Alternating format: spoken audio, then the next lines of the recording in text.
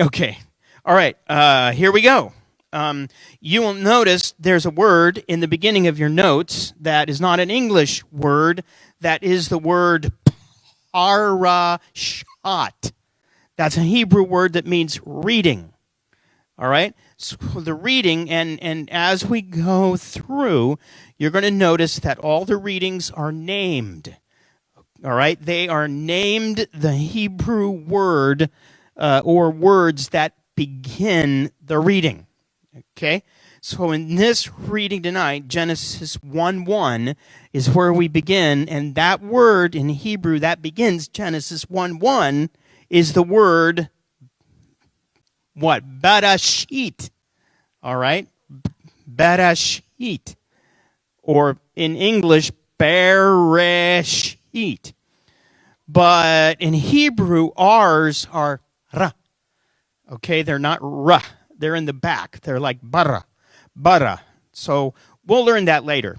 So every week, we're going to do a very little bit of Hebrew. Enough that you're not going to get overwhelmed, but maybe by the end next year, you'll know more Hebrew than you began with. All right? We're going to begin tonight with 2 letters and one word. All right? The letters, and by the way, remember, whenever you're reading Hebrew, you read right to left, not left to right. And people, say, well, then Hebrew's backwards. No, English is backwards. All right? Since Hebrew was most likely the original written alphabet and language on earth, then everything that doesn't line up with that is backwards. Okay? You all right with that? Okay. So the letters, I'm going to write them on the board here. And if you have the notes, they're in your notes. Letter 1 is known as the Alef. And you make it by making a line. Okay? And then down at the bottom here, you make a little thing that goes up. And down at the top here, you make a little thing that goes down. Okay, so that's the Alef. Now, if you are lazy, all right, you can always do it like this. Okay? Because there is really not another Hebrew letter that looks exactly like that. But really, if you want to make it right, it's a line, and then a line going up, and then a line going down. That's the letter Alef. Okay? The letters that we are going to learn are all consonants, not vowels. If we're going to learn vowels, that'll be later. Some people think the vowels are easy. I do not think the vowels are easy. The vowels are a bunch of dashes and dots, and they have names, and basically you'll remember the words, and you'll be able to read the words even if you don't know the vowels. Okay? Now, Alef, the letter Alef, either makes no sound, okay, it's just a silent letter, or it makes the ah. Okay?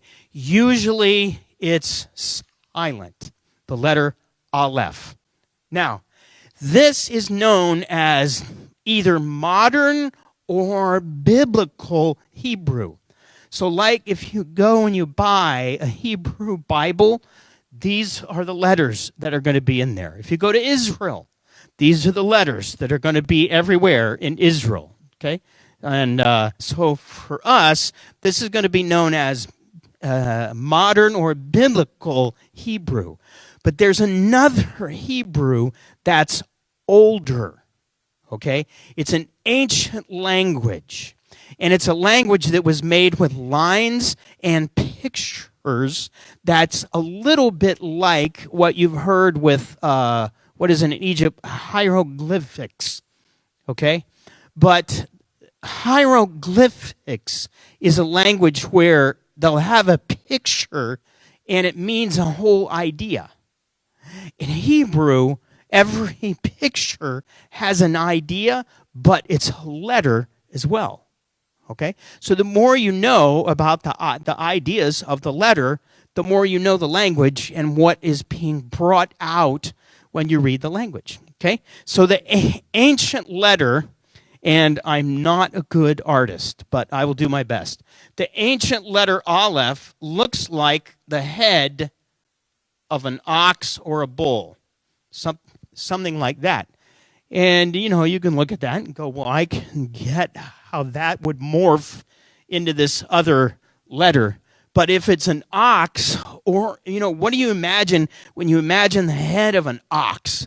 Have you ever gone hunting and hunted a bull, like a bull moose or a bull ox? I don't know. I guess you can hunt musk ox if you're on the island. But what it means is it means a strong leader. Okay? It's the head of an ox, and it's strong and it's big. Okay? So that letter, Alef, means a strong leader. Okay? You with me? The next letter is the letter Beit.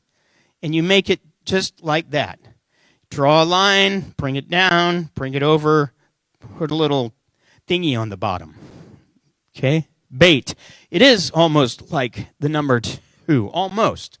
Okay, now, in the ancient language, by the way, Beit makes the sound either p, like a boy, or v, like very. And the only way you know which is either you got to memorize it, the words, or it's going to have a little dot in the middle. If it has a dot in the middle, it's a b.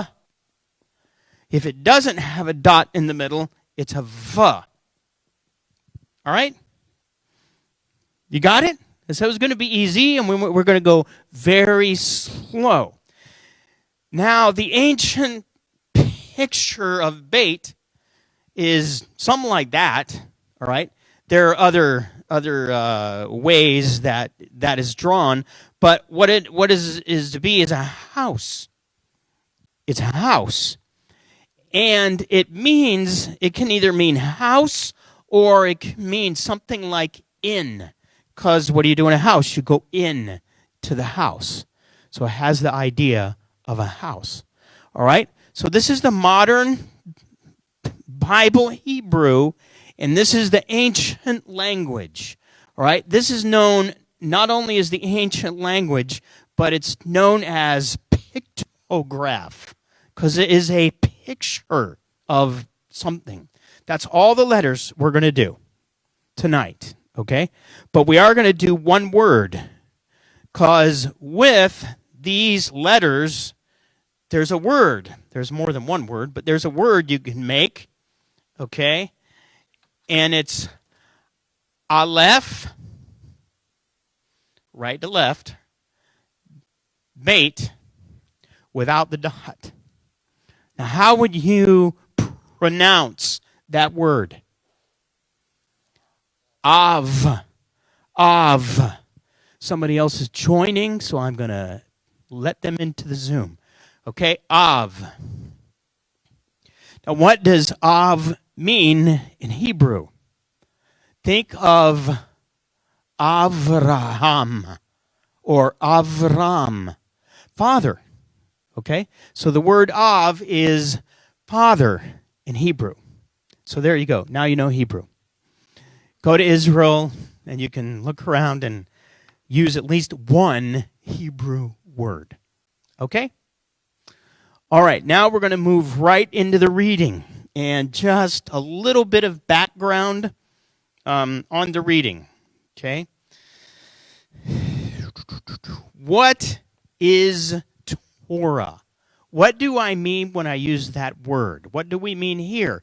And by the way, in Hebrew, usually the last syllable of a word is the one that gets the oomph.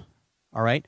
If you were a Jewish individual that knew your Hebrew, it would be Torah. Okay? Like hurrah. That's how I remember it. Torah. Okay? But what does that word mean?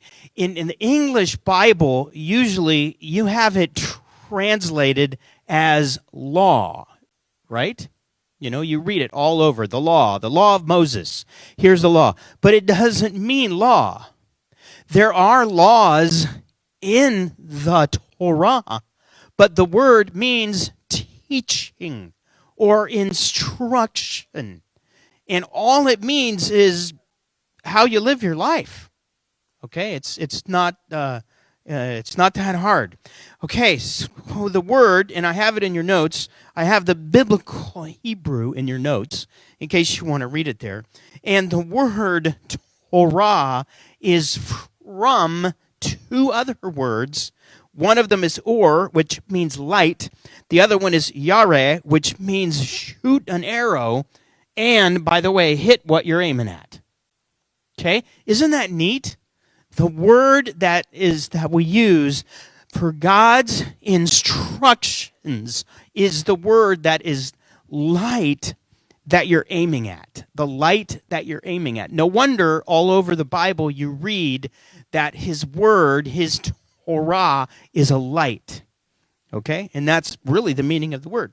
Now, it means as well the 5 books of Torah, Genesis, Exodus, Leviticus, Numbers, and Deuteronomy. That's really what it means in Judaism. But if you really think about it, it's a lot broader than that, right? Because it's like all of God's word is his teachings and instructions. So if somebody were to ask, well, what is Torah to you? It would be, well, it's really Genesis all the way to Revelation, okay? But there's a weightiness about the Torah that we'll look at another night, okay? But that's the background. You guys all right? So here we go. Genesis 1:1. In the beginning, God created the heavens and the earth. Right underneath it in your notes, I have the Hebrew. And I have it not only as the Hebrew letters that you read right to left, but you've got English letters that read left to right, because that's how we read English. What this is known as, those English letters down there below the Hebrew, what that is known as is a transliteration. That's when you take a word in another language that has other letters and you write it in English letters so that if I hear you, it sounds like you're speaking Hebrew. Right? Got it? But you're really reading English. Okay? So if you want to read that with me, then you'll be reading Genesis 1:1 in Hebrew. It goes like this. Bereshit bara Elohim et hashamayim va'et haaretz. See how easy that was? Anybody want to do it from memory? No? All right, we'll do it once again. Bereshit bara Elohim et hashamayim va'et haaretz. Now here's something neat that you can do with Hebrew. You can do a lot of neat things.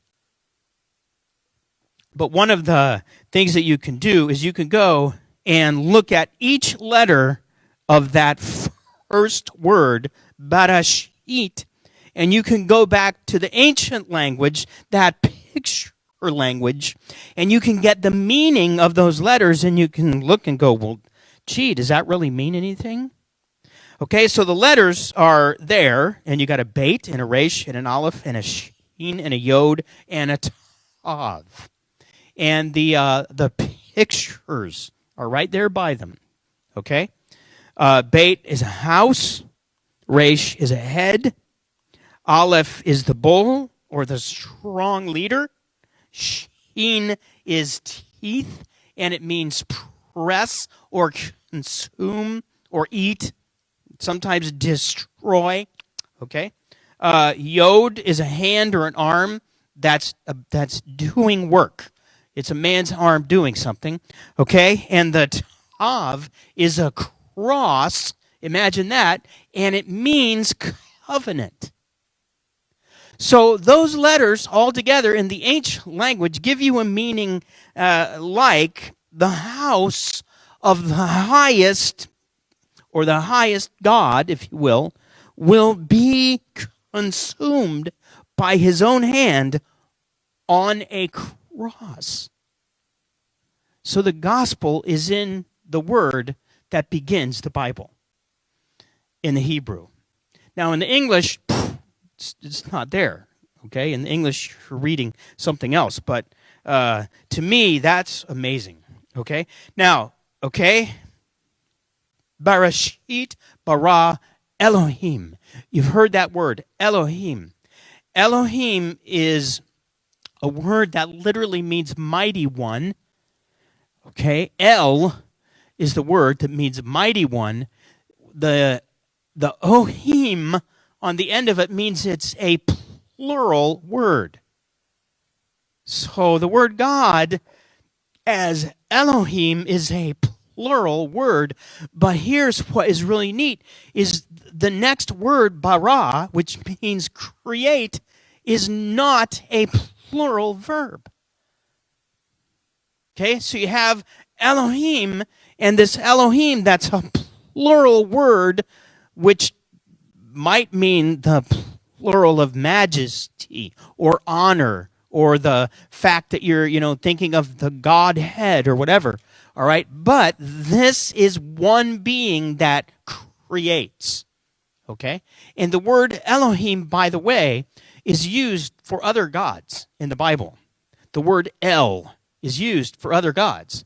So Elohim is not his name. Okay, Elohim is a title that means the mighty one. You're going to learn his name in the next chapter of Genesis, because that's when it's brought out. Okay? You guys all right? Okay, so back to these words in Genesis 1:1. Bereshit bara Elohim et. Et. Et ain't a word. In the Hebrew, that thing that you pronounced as et, it isn't a word. Even people who speak Hebrew will let you know that isn't a word. That's a mark that means this is the direct object of the main verb. Okay? But if you go back to the ancient language, I believe that it is more than that. Okay? So what you have here is with et, in the ancient language, you have the need for a new eraser. Can you guys see the board at all? Okay, good. You have Alef, so there's the letter Alef, and then you have the letter Tav, just like that. Okay, which would be strong leader covenant. But you have something else, because if you go into the book of Revelation, and by the way, Revelation is a very Hebrew writing. I know a lot of people argue about, well, all of the New Testament was originally in Greek. No, it wasn't. It was translated into Greek. Certain writings may have been Greek, but we know that Matthew was originally Hebrew. Okay, you're going to learn that Friday night. But Revelation was most likely Hebrew to begin with. The whole book is very Hebraic. And in it, you have these words. Now, these are the words in your English. Okay, Yeshua is the one speaking the words, I am the Alpha and the Omega. Well, what is that in Hebrew? I am the Alef and the Tav. Okay? And then what you find out, this isn't in your English Bible. There's one English Bible that has the Aleph Tavs in it throughout what you know as the Old Testament. Okay? But the rest of our English Bibles, we don't even have it in there. But wherever that mark is, something is going on that leads you to the Messiah, really. Okay? And right here in the very beginning of Genesis 1:1, it is smack dab in the middle of the verse. Okay? The verse is made up of 7 words.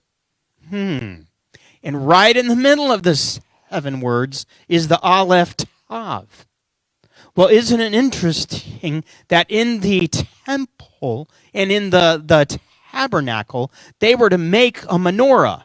A menorah was a lamp that had 7 lights, and the one in the middle is known as the shamash, which is the servant lamp. And all of the other lights would get their light from that middle light. Wow, here it is in word number 1 in Genesis 1:1. All of that in Hebrew, which I think is amazing. God of the covenant is Alef Tav. Okay.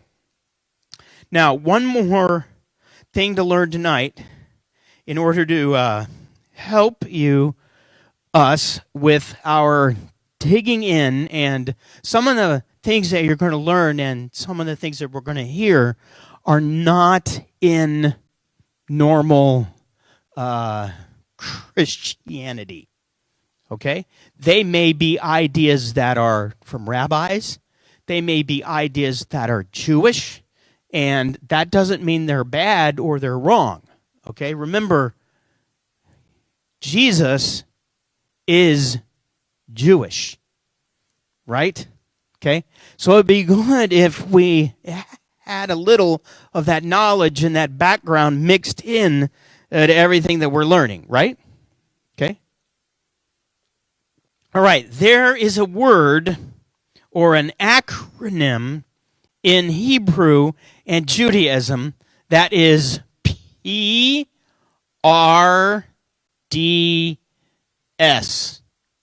And how would you pronounce that?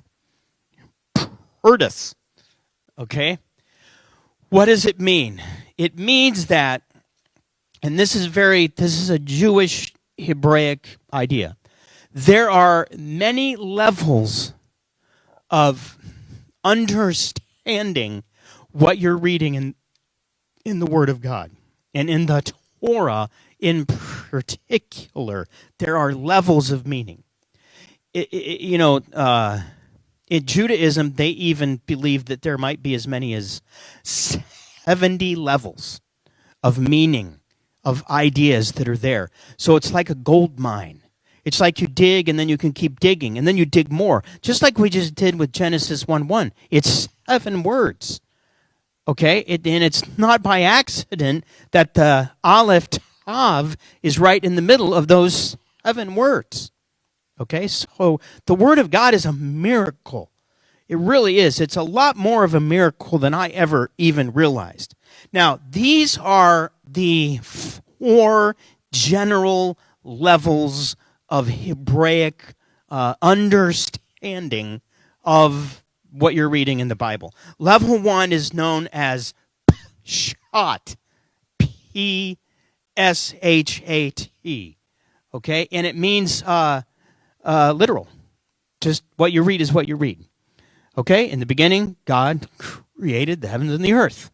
What does that mean? It means in the beginning, God created the heavens and the earth. That's level 1. Level 1 is always right. What happens sometimes in Christianity is we go to another level, but we think that it deletes level 1. No, it doesn't. There is no deletion of level 1. What you read is, once you get the text right, then it's, what does it mean? Simple meaning. That's level 1. The next level is known as remez. Remez is a word that means hint, which gives you an idea that there might be a little reading between the lines that you can do there. Okay? We're going to look at one of those a little bit later when we look at Cain and Abel. All right? It's an alluded meaning. Okay?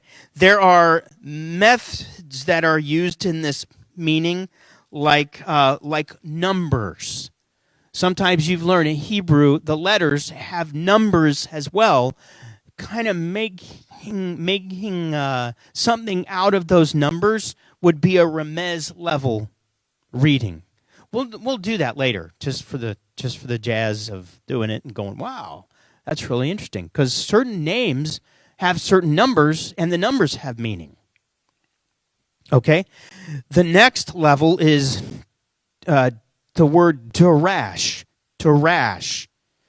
It's where you get the word midrash. Okay? That is like a homiletical or interpretive meaning. In other words, you look at something and you draw a meaning out of it in order that you can explain something else. Okay? There is a writer of letters in the New Testament that does this a lot. Can you guess who that would be? Yeah, Paul. He uses midrash a lot. And if you don't know that he's using a midrash, you're going to miss it. It's just going to go right over your head, and you're going to begin to make a meaning out of it that's going to twist what he really means because he's doing a midrash. He does it in Galatians, okay? He does it in Romans. He does it all over.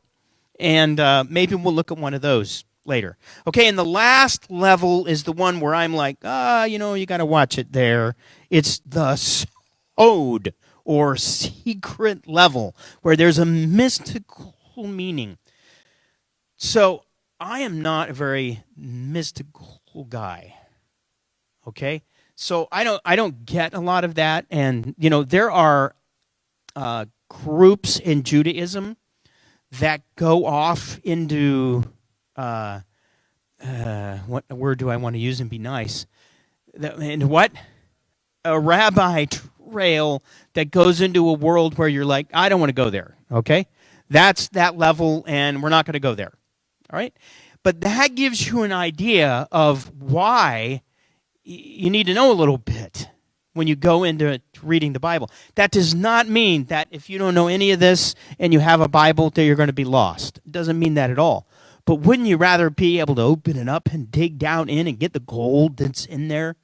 Okay, so you're not just spending your whole life sitting there waiting for others to know about Jesus.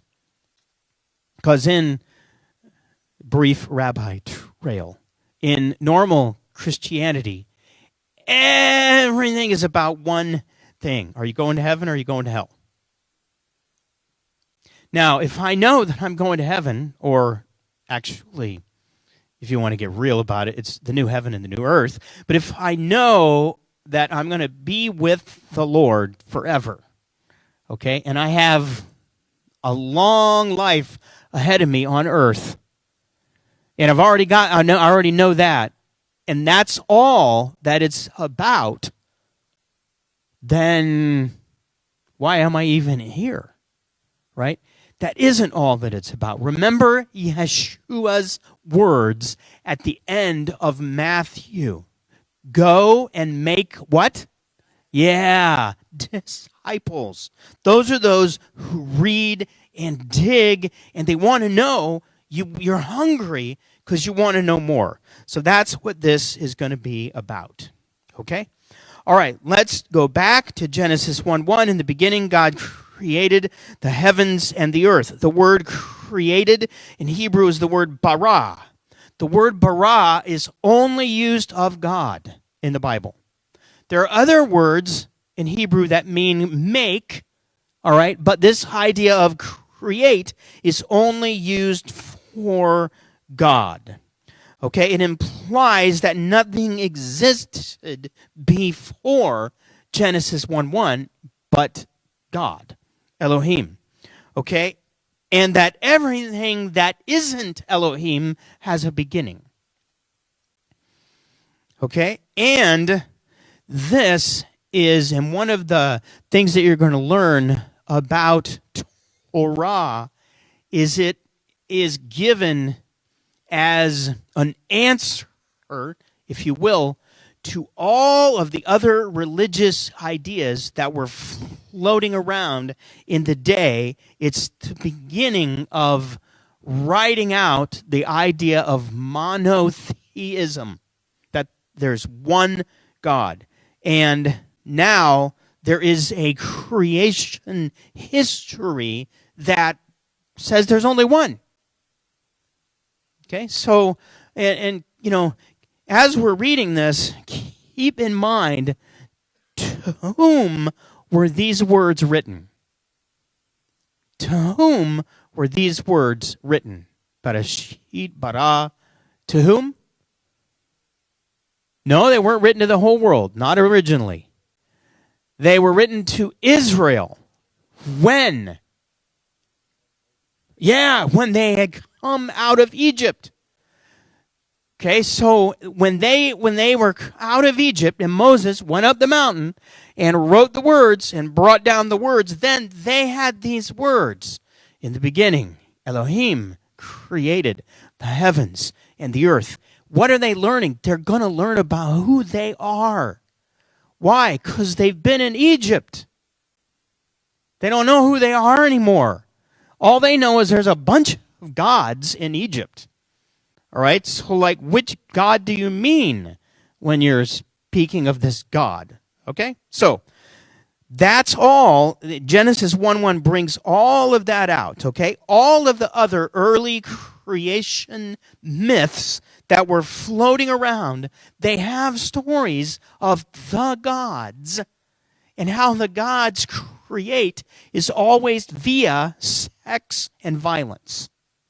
Okay, if you look at the other creation stories, excuse me, in the other religions, they're all about how this God had sex with that God, and they brought forth something else, and then they made humans, and on and on and on it goes. Okay?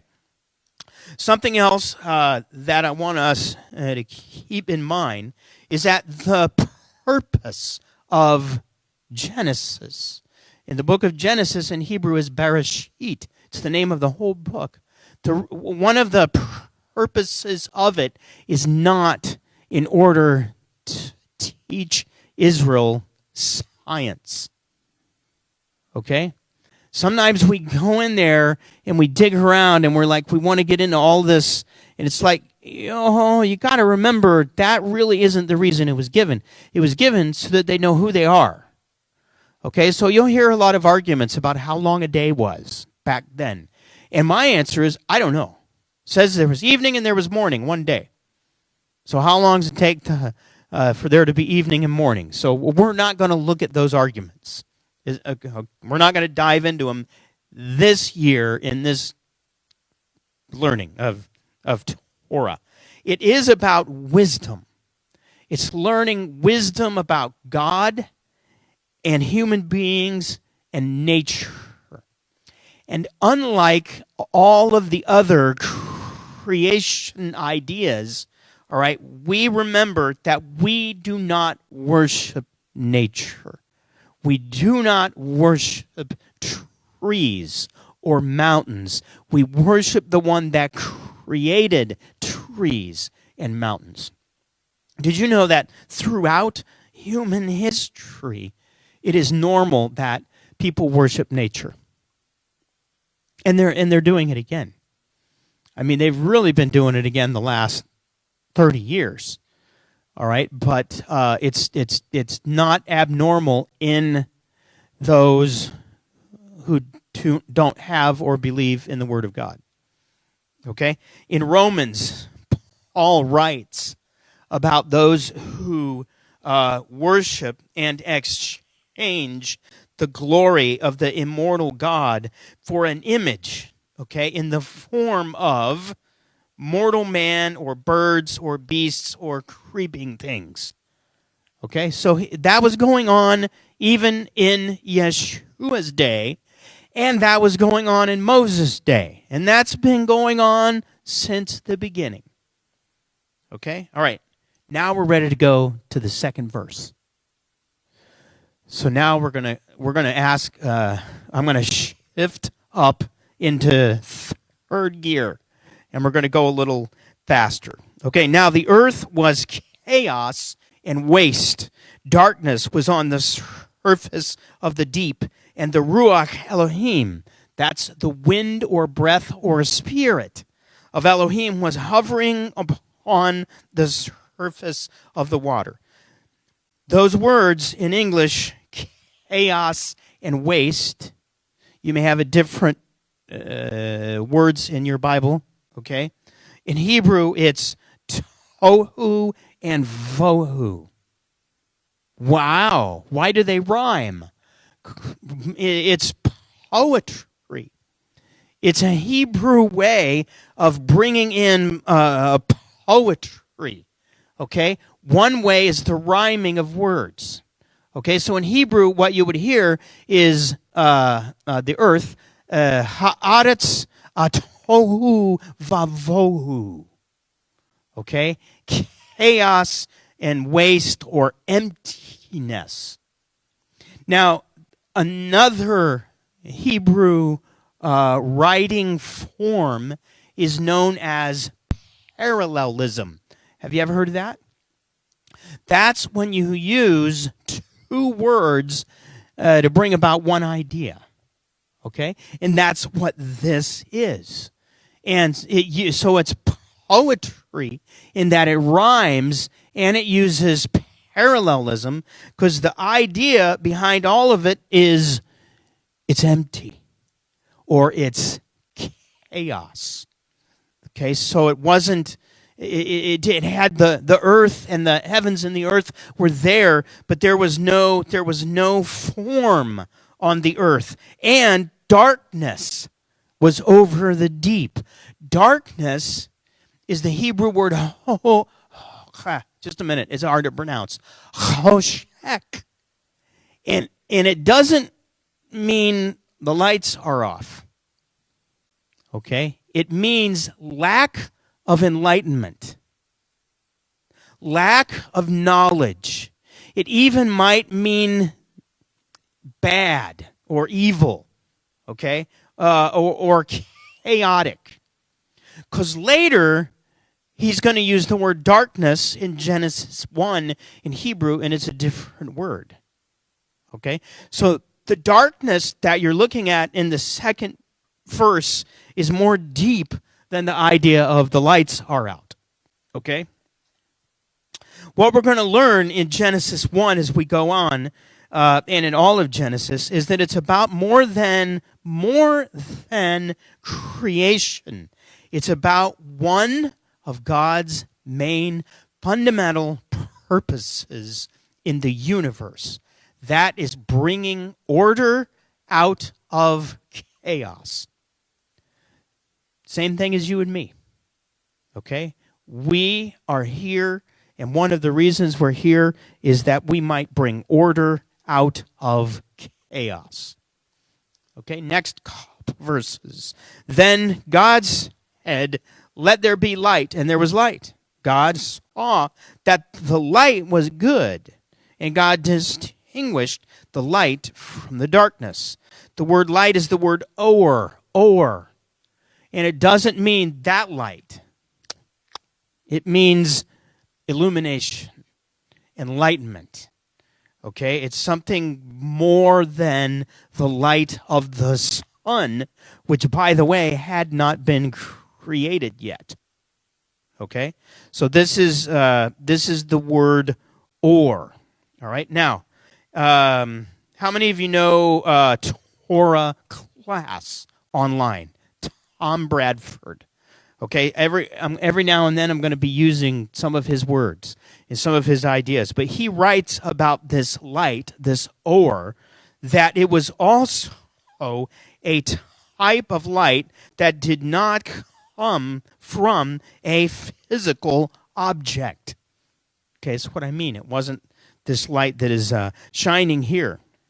And down a little more he writes, further, because light is the opposite of darkness, and light is characterized by God as good, but darkness is not. We have a firm connection between the kind of light created here and its attribute of goodness. So what is God doing? God is making lines of separation, which he does a lot in Genesis 1. Actually, he does it all through the Torah. Okay? For example, he divides darkness and light. Yep. He divides day and night. He divides the land from the sea. Ultimately, he divides good and evil. Yes? Okay? So, God is not always the great uniter.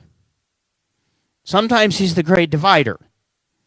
Didn't Yeshua even say something like, don't think I'm here to make everybody happy. Okay, then I'm going to bring everybody together. Okay, I'm here to bring division on the earth. He said that. Wow. Okay, Genesis 1:5. God called the light day, and the darkness he called night, and there was evening, and there was morning one day. That's after he makes the lights, right? There's evening. No, that's not yet. We didn't get to that yet. Sorry. There's evening and there's morning one day. This is why in the Hebrew days, okay, the day begins in the evening. Unlike our days that begin at midnight, okay, in the Hebrew days it begins in the evening. This is why when we meet together on Friday night, we are meeting on Shabbat, because it begins with that evening. And that's another thing that'll help you when you're dealing with the days of how long the resurrection and all that was. One thing you got to remember is day doesn't mean morning to evening. It means evening to evening. Okay? All right. Then, now, we're gonna skip ahead. There's no way we can go over every verse because we'd be here for a couple days. All right? So we're going to skip down. God is going to create man. Okay, 1:27. God created humankind in his image. In the image of God, he created him, male and female. He created them. Okay, the word in Hebrew, image, is the word zelem, and it means shadow. Okay, so if you can imagine, I'm here, my shadow is down there. When I move, it moves. Okay, so human beings are made in order that we might move like he moves. It doesn't mean we look like him. It means that we act like him. That's what it means to be in the image of God. Being made in the image of God isn't just, something that wow, look, I'm human. I look in the mirror. It's the image of God. The image of God is when you do what is godly. You do the same things that God would do. Okay? And we learn in this verse that male and female are created in a distinct way. Okay? In other words, you're either a guy or a girl. Okay? Male and female.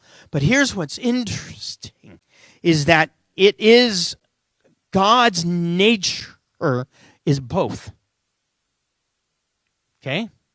And you read about that in the Bible. If you read the prophets, even Yeshua's words when he's over Jerusalem and he goes, how long have I wanted to grab you under my arms like a mother hen? Right? Okay? So God is like a father and God is like a mother. But remember, God is not a man. Right? Okay. Now, he takes the man and the woman. God, verse 28, God blessed them, and God said to them, be fruitful and multiply, fill the land and conquer it, and rule over all the animals. Right?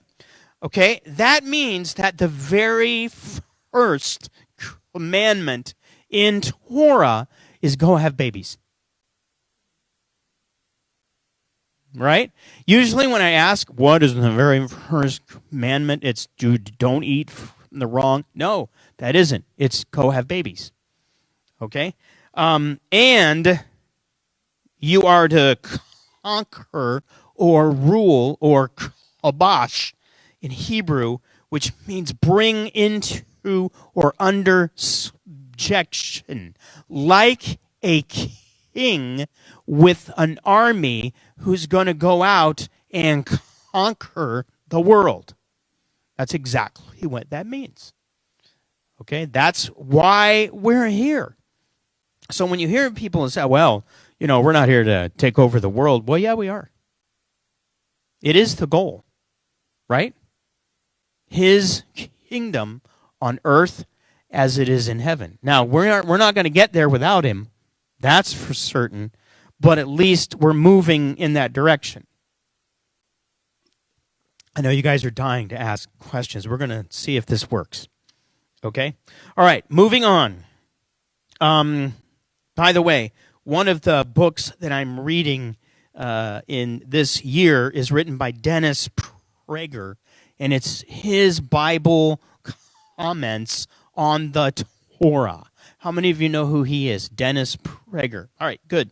Almost everybody. So he writes, to make something of creation is our task as human beings. This is, in fact, the normative Jewish view. Human beings are partners with God in making the world. Neat. Okay, so we get into the second chapter of Genesis, and we read, then God blessed the seventh day and set it apart. That's what that word means, sanctified. Because in it he rested from all his work which he had created and made. Okay? So there's only one day that is holy. It is that day. It is the seventh day, which is Shabbat. And on that day, we are, what God did not do was milakah, which means work. And the idea is you're making, you're creating, you're producing something. That's what you are not to do on Shabbat. Okay? So how that works and looks in your house, I don't know. That's you and God. Okay? Oh.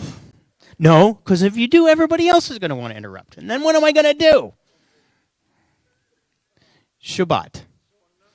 In Numbers. Yes, he did.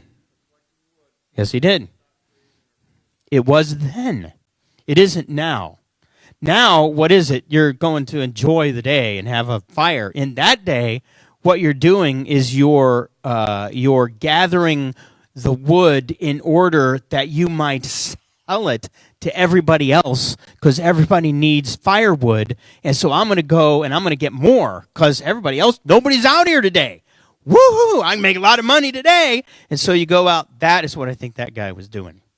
So, okay, now, next, moving down verse 4. These are the genealogical records of the heavens and the earth when they were created, when Adonai Elohim made land and sky. A couple of things to notice and point out here. Okay, one is when you've noticed when you've read Genesis 1 and 2 that there's like a stop, and then it almost like it begins over again. Right? Okay, that's exactly what that is. What that is Genesis 1 to 2, 4 is an overview of the whole creation of the heavens and the earth. Then now we're going to move into a little more detailed view of the making of Adam and the woman. Okay, with the next section. All right? How are we doing?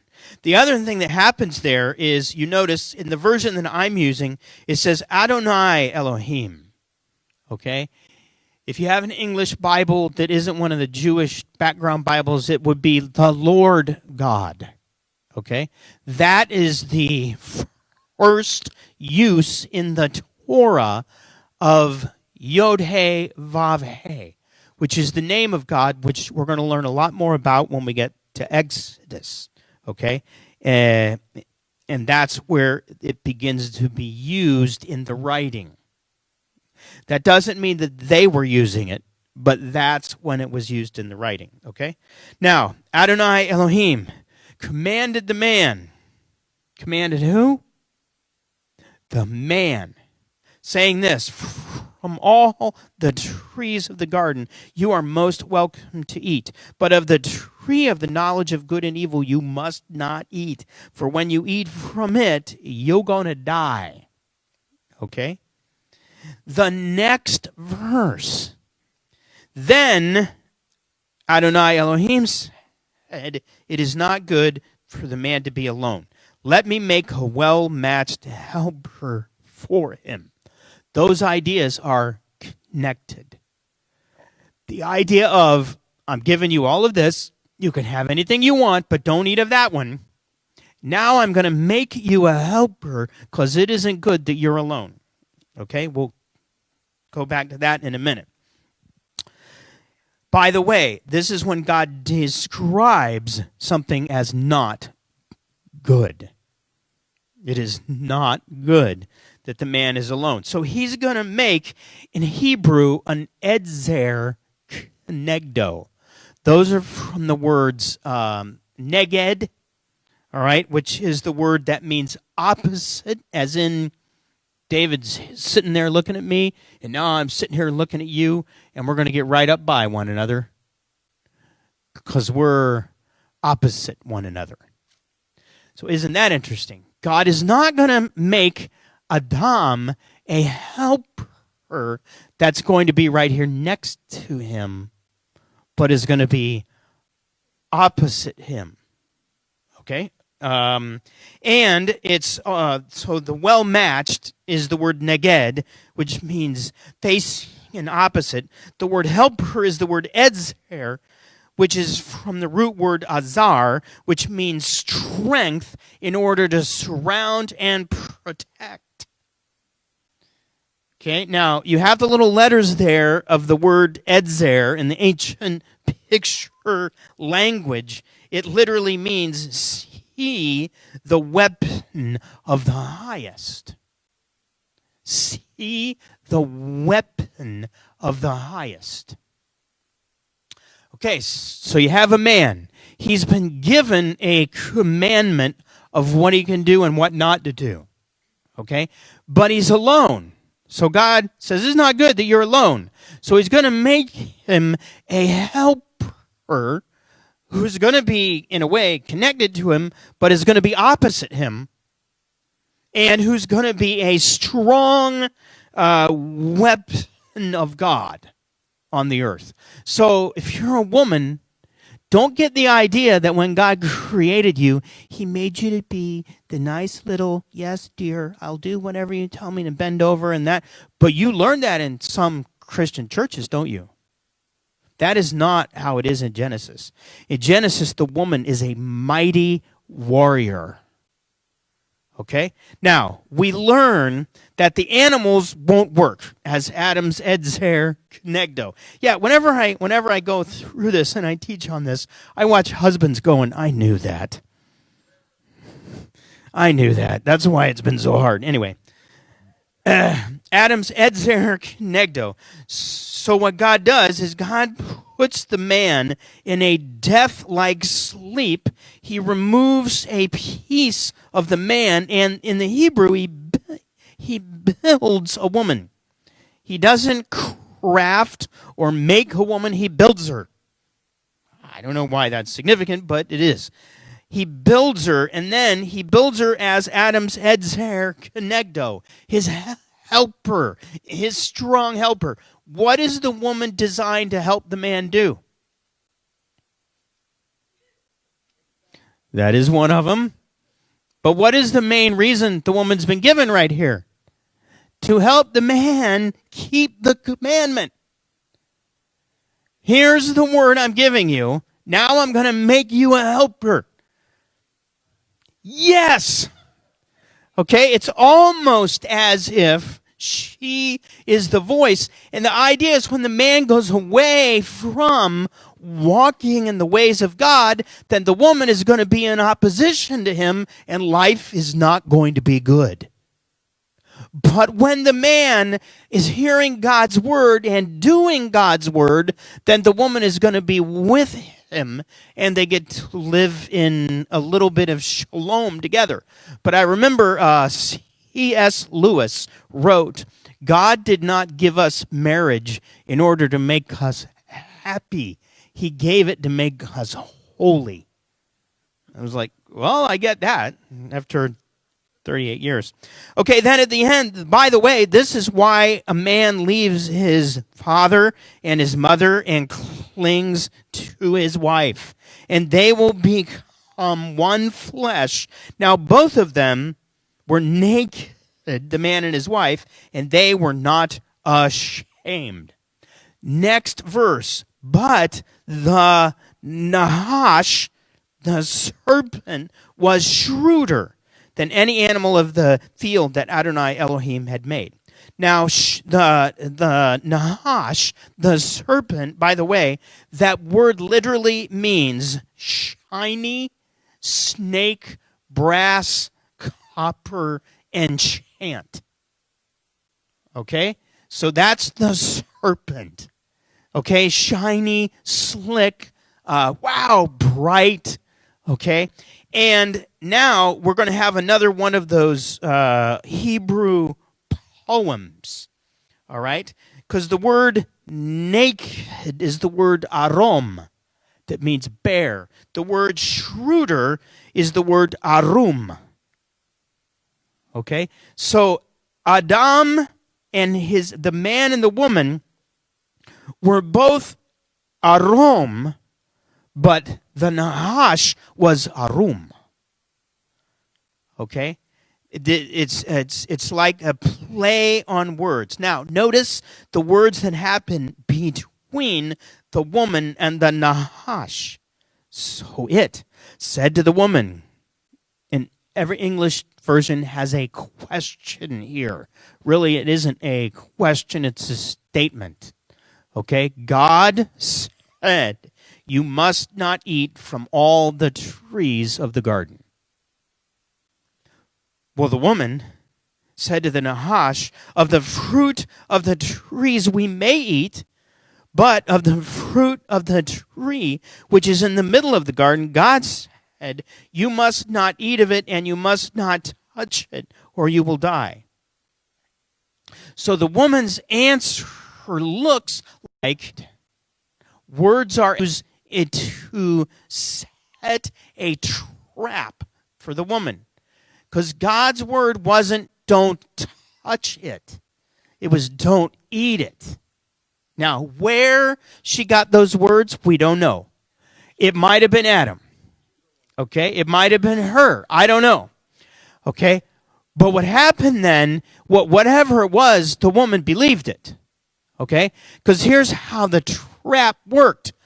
The woman reached and grabbed, and nothing happened.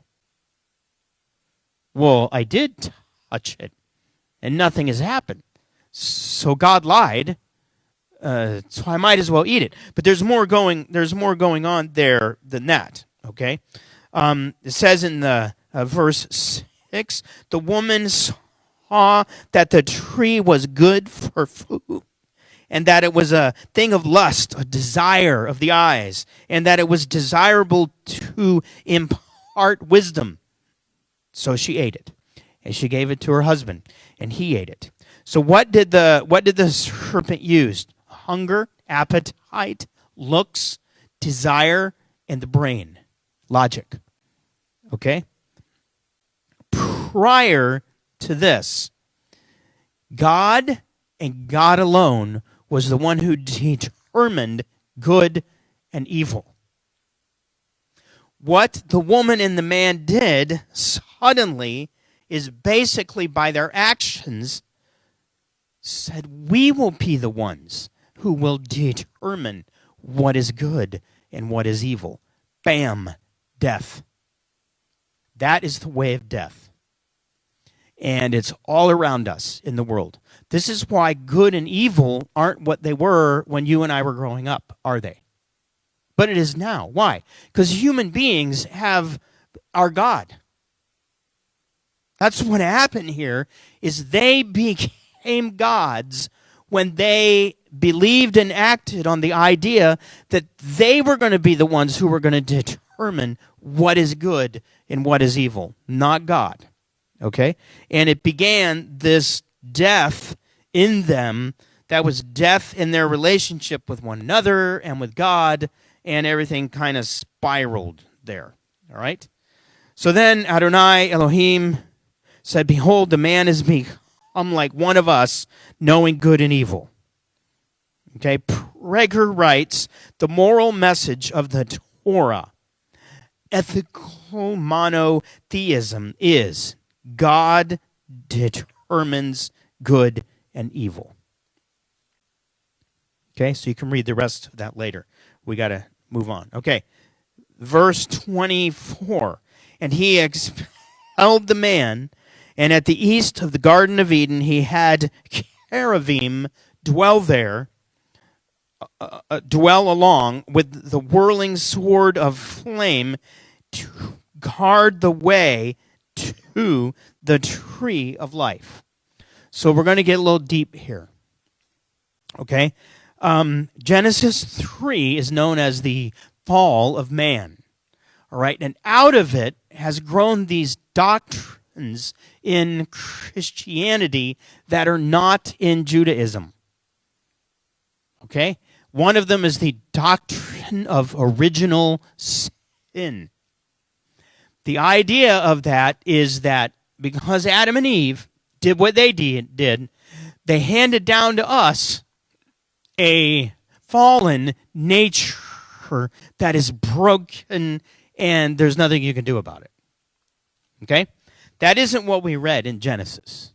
As a matter of fact, that idea wasn't even written about until a guy named Augustine, who wasn't even born till the 350 years after Yeshua. Okay, are you with me? So what is the Bible idea and what is the Hebrew idea?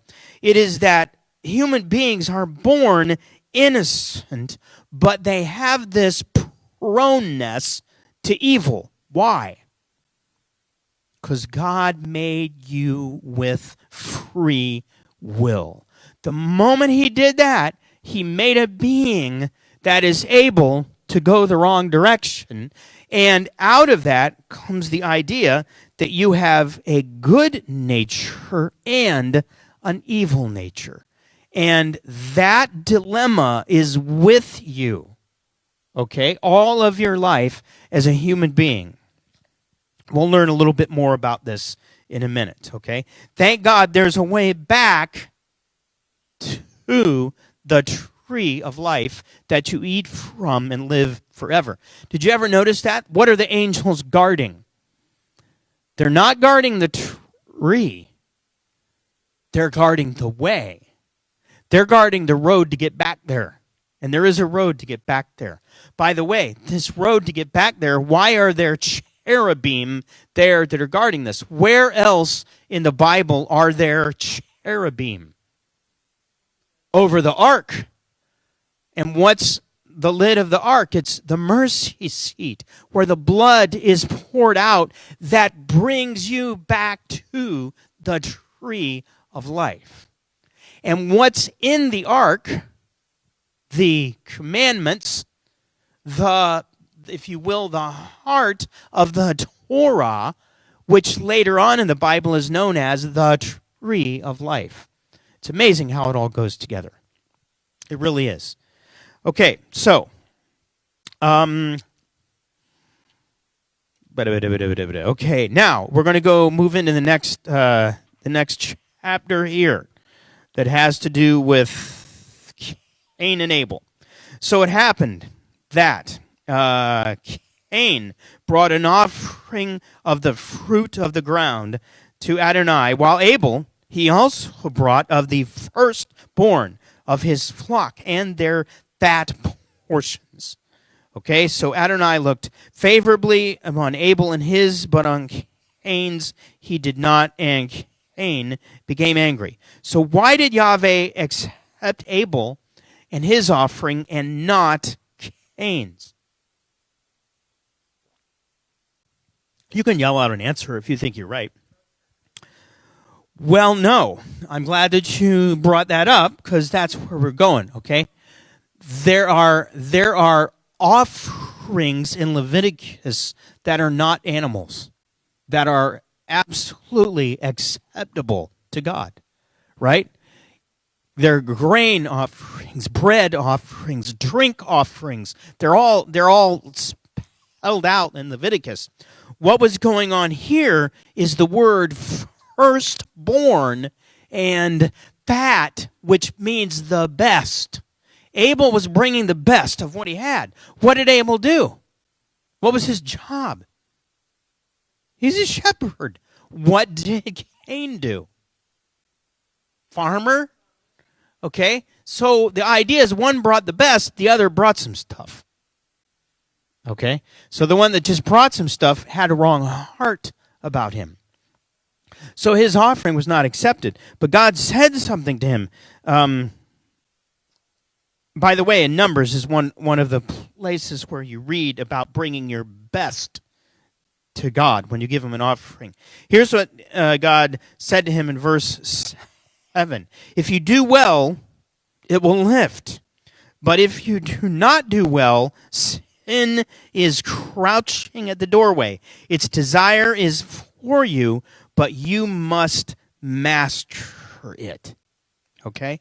Have you noticed that when you do something good, it lifts you up? Then when you do something bad, it brings you down? Have you noticed that when you do one thing bad or evil, it's easier to do the next? It's kind of like lying. Okay? But have you noticed that when you do something good, it's easier to do the next? I mean, good and evil is one of the things that God gives us as a major distinction. Okay, now, here's where we get into that idea of original sin and a sin nature. Okay? Judaism teaches that because of free will, everybody is born innocent, but with two natures. Now, we're going to just, we're doing okay. We're going to dive into this, and I'm going to go over it, and you're going to get hit with the fire hose, and we can come back to it later. In the Hebrew Torah, there's what is known as jots and tittles. Okay? They're anomalies. Where normally a word everywhere else is spelled a certain way, but in this one verse, it's not. Okay? There is an anomaly in Genesis 2 where we read that Adonai Elohim formed the man out of the dust of the ground and breathed into his nostrils the breath of life. The anomaly is the Hebrew word that in here is formed, and it's the word yatzer. Yatzer. It's a yod and a tzayin and a resh. Yatzer. In the Torah, there's a double Y on the word yatzer. In other words, yod is the letter Y, so it's yod, yod. Everywhere else in there, it's just yod. Okay, but right there, it's a double yod. And the rabbis believe that the reason that it is that there are, from the word yatzer, formed, is where you get the word yetzer, which is your inclination, hatov, or the good inclination, and the yetzer hara, or the evil inclination. Your job in life is master it. And that's what God is laying out to Cain is, look, right now you are not hearing the right voice. You're hearing the voice of the evil nature, and you must master it. So I really love the statement that Dennis Prager made about this verse. And that is the statement, yet you can be its master, is one of the Torah's most important statements.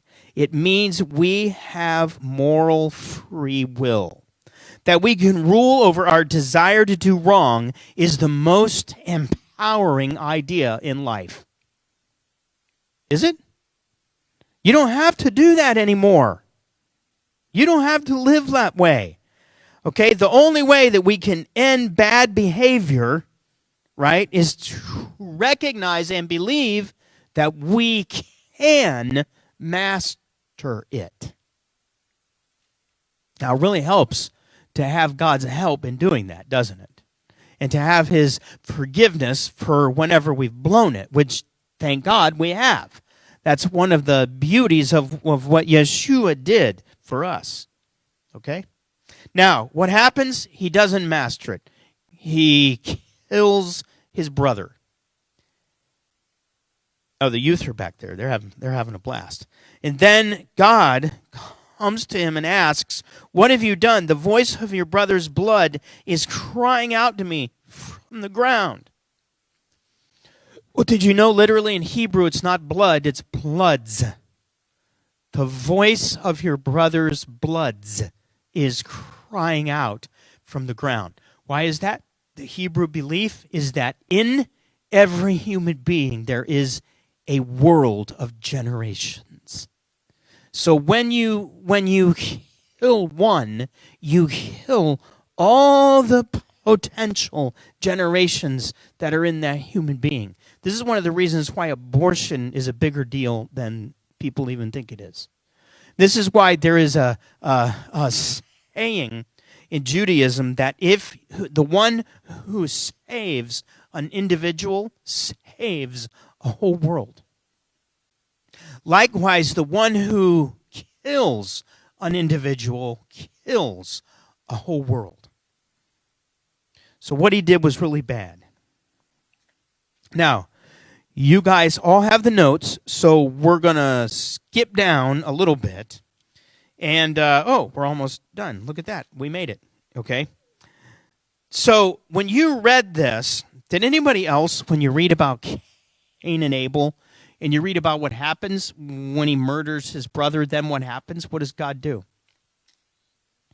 He banishes him. Then does anybody have a light alarm going off in you right now? He banishes him. What happens in Torah when you murder? You die. Right? The one who sheds the blood of another, his blood gets shed. That didn't happen here. Why? He did. That's exactly what he did. Okay? He took Cain. Later on in Deuteronomy, you're going to read about these sanctuaries that were made so that the avenger didn't get the individual who murdered another. But what was it about the individual in Deuteronomy that murdered another that made it so that they didn't get the death penalty? Why were they allowed to go into a sanctuary? Because they didn't mean to do it. Okay, it was like it was an unintentional murder. Okay? However, when you go and you read later in the New Testament, you read that Cain was an evil, wicked man. Okay? And so it isn't like he was a good guy. But anyway, that's what happened. Now, I want you to read, when you can read it, this quote by Benner that's there, because it's really neat. But what we're going to end with is Genesis 5, which is the book of the genealogies. And this is really neat, because if you look at the meaning of the names in the list that are given in Genesis 5. Yeah, I do. And Evelyn, hi, Evelyn. Hi. That's okay. I know you're there, which is good. I'm glad you're there. Okay. Taking the names in Genesis 5 and the Hebrew meanings of all of the names, you get these words. Here's the names. Adam and what it means, and Seth and what it means.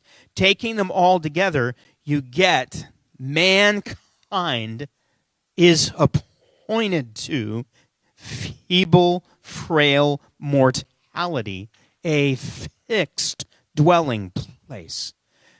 God, who is praised, comes down to instruct as a man sent forth to be beaten, smitten, and tortured, bringing rest, a quiet peace. That blows me away whenever I read that. It's like, whoa, there's the gospel again. So you got the gospel in Genesis 1 with the word Bereshit. You have the gospel when God clothes Adam and Eve and then guards the way back to the tree of life. You have the gospel right here in the names of the individuals in the genealogy.